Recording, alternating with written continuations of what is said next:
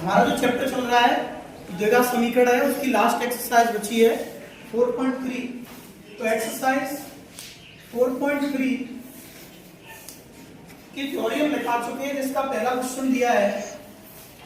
पहला क्वेश्चन है बेटा कि निम्न द्विघात समीकरणों के मूल की प्रकृति ज्ञात करो और यदि मूलों का अस्तित्व है तो उन्हें ज्ञात करो। यानी इसमें पहला जो है पार्ट है वो इस तरीके से दिया है कि 2x² minus 3x plus 5 equal to 0। क्या करना है हमें? मूलों की प्रकृति ज्ञात करनी है पहले कि इसके मूल कैसे हैं। मूल इसके वास्तविक हैं, बराबर हैं या काल्पनिक है, पहले तो हमें ये पता करना है।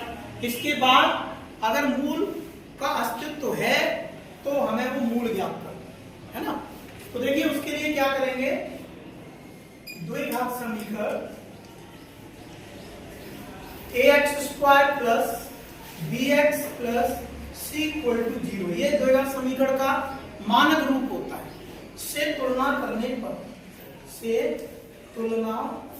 करने पर तुलना करेंगे भाई तो a के प्लेस पे क्या है 2 है और b की जगह क्या है भाई -3 है और c की जगह क्या है 5 है। तब क्या ज्ञात करेंगे? v² माइनस 4ac की वैल्यू। किसकी वैल्यू? v² माइनस 4ac की वैल्यू। b की जगह क्या दिया है भाई -3 का स्क्वायर 4, a की जगह क्या है 2 और c की जगह क्या है 5। ये हमने रख लिया यहाँ। अब इसको सॉल्व करते हैं। ये कितना आएगा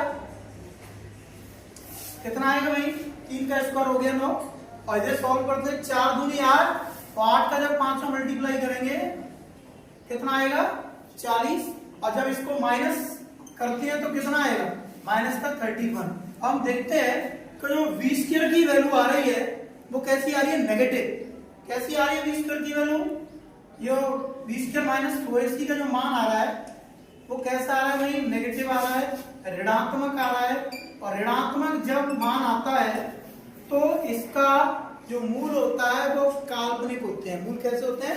काल्पनिक होते हैं और वहां पर इन मूलों को ज्ञात नहीं किया जा सकता। तो यहाँ पे मूल कैसे होंगे? इसके मूल काल्पनिक होंगे और इनका कोई भी अस्तित्व नहीं होगा। और इनका अस्तित्व नहीं है तो हम मूलों को आगे ज्ञात नहीं करेंगे। अब चलते हैं इसके नेक्स्ट पार्ट पर। सेकेंड पार्ट इधर देखते हैं। सेकेंड पार्ट दिया है 3x² minus 4√3x plus 4 equal to 0। बिल्कुल यही तरीका यहां बनाना है हमें। इसी समीकरण से इसकी तुलना करनी है। तो जब मैं इससे इसकी तुलना करूंगा तो मुझे पता है भाई इससे तुलना करूंगा तो a इक्वल टू क्या है 3, b इक्वल टू क्या है -4√3 है ना और c इक्वल टू क्या है 4। तब मैं जैसा कि क्वेश्चन दिया है 3x² minus 4√3x plus 4 equal to 0 और जिसकी तुलना हम इस द्विघात समीकरण से करेंगे तो a इक्वल टू 3 होगा, b इक्वल टू -4√3 होगा और c की जगह पर 4 होगा। मूलों का अस्तित्व ज्ञात करने के लिए हम v² माइनस 4ac की वैल्यू ज्ञात करेंगे और v क्या है -4√3 इसका स्क्वायर एंड 4, a की वैल्यू 3 और c की वैल्यू भी 4। देखो इसका स्क्वायर हो गया -4 का 16 की और √3 का स्क्वायर हो गया 3 और 4 12 चौक 48 और ये भी 48 माइनस 48 0। तो इसके मूल वास्तविक होंगे। कैसे होंगे? मूल वास्तविक होंगे और समान होंगे है ना। जब मूल वास्तविक और समान होंगे तो मूलों का अस्तित्व होगा और मूलों का अस्तित्व होगा तो मूल ज्ञात करेंगे। और मूल ज्ञात करने का तरीका इसके फैक्टर कर लो। तो इसके फैक्टर करते हैं 3x² minus 4√3x plus 4 equal to 0। देखो इनका मल्टीप्लाई करो और जोड़ करके 4√3 बनना चाहिए। तो हम मल्टीप्लाई करते हैं 3 × 4। इससे हमें क्या बनाना है? 4√3 बनाना है।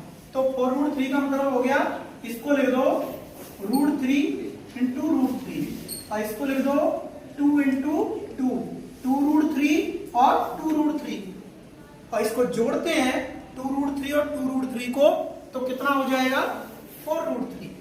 तो 3x स्क्वायर, ये भी 2 रूट 3x, यहां भी 2 root 3x plus 4 equal to 0 है ना। इनको ऐड करेंगे 2 रूट 3 और 2 रूट 3 को, तो 4 रूट 3 बन जाए।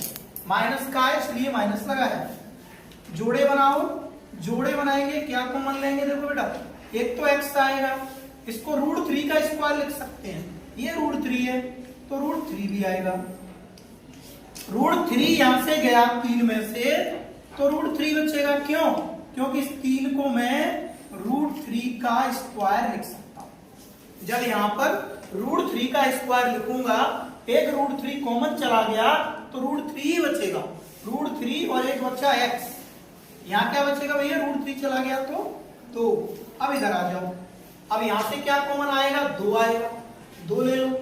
यहां क्या बचा, रूट 3x, माइनस जब कॉमन ले रहे हैं तो चिन्ह बदल जाएगा, और 2 कॉमन ले रहे हैं डिवाइड करेंगे 2 बार जाएगा, ये फिर से कॉमन आ जाएगा रूट 3x माइनस 2। ये भी क्या बचा, रूट 3x माइनस 2 बराबर 0।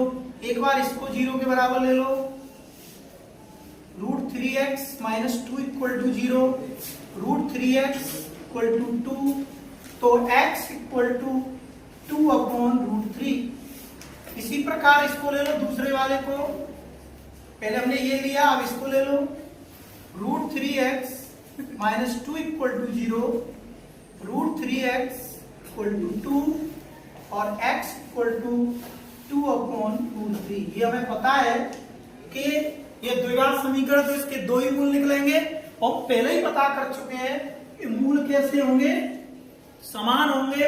यदि x के मान समान आ रहे हैं तो आंसर सही है, और x के मान समान नहीं आ रहे तो आंसर गलत। तो समझ में आ गया होगा ना। Okay done.